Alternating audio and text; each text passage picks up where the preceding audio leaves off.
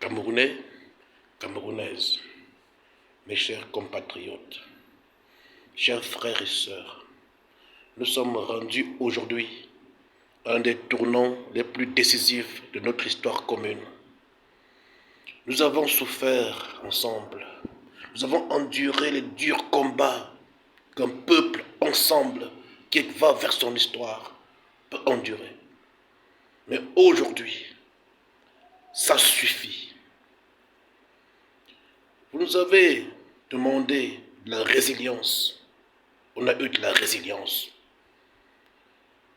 Monsieur le Président Paul Biya, tu le sais très bien. Je suis de la génération 70-80. Nous avons accepté, nous avons assumé l'histoire. Nous avons accepté de vous suivre.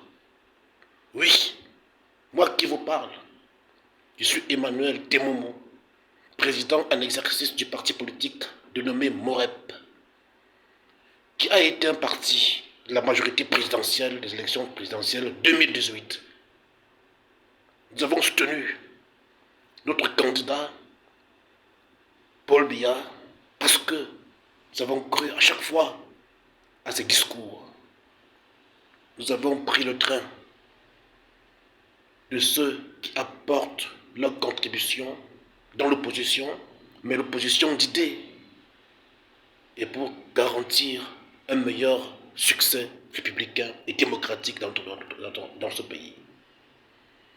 Rendus où nous sommes rendus aujourd'hui, nous avons vécu toutes ces humiliations. Les petits peuples comme la Côte d'Ivoire, les petits peuples comme la Côte d'Ivoire, qui n'ont pas la même histoire que nous, qui n'ont pas le même vécu que nous, peuvent aujourd'hui nous donner des leçons, des leçons. Mais moi, je vais vous dire, le plus important pour un peuple, ce n'est pas de balbutier devant les carrefours du destin national. Le Cameroun y est arrivé à un carrefour de son destin national. Et personne ne peut empêcher l'histoire de prendre son chemin. Alors nous sommes rendus à date, en ce jour, à un carrefour où je dis que tous les partis de l'opposition camerounaise, tous les partis, toutes les constructions civiles doivent se mettre debout et dire non. Non, on ne peut pas verser l'arrestation de Bruno Biya dans le melting pot, la jonglerie tribale et haineuse que les Camerounais ont appris à faire depuis 40 ans. On ne peut pas mettre cette affaire au-dessus ou en dessous de celle du professeur Alain Foguet ou de Bounissac, qui sont des cas différents.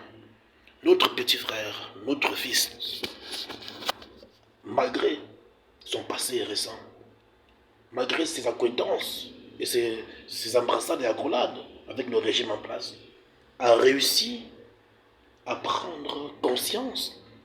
Mais vu sa jeunesse, il a le droit de faire des erreurs.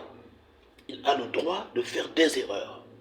Alors si le petit Bruno Biya a fait des erreurs, et qu'aujourd'hui, un journaliste sincère, il a pris le chemin de la vérité, et qu'il a seulement pour crime unique, il a pour crime d'avoir simplement dit aux gouvernants de revoir les prix, le coût de la vie, ce qui impacte tout le monde, que ce soit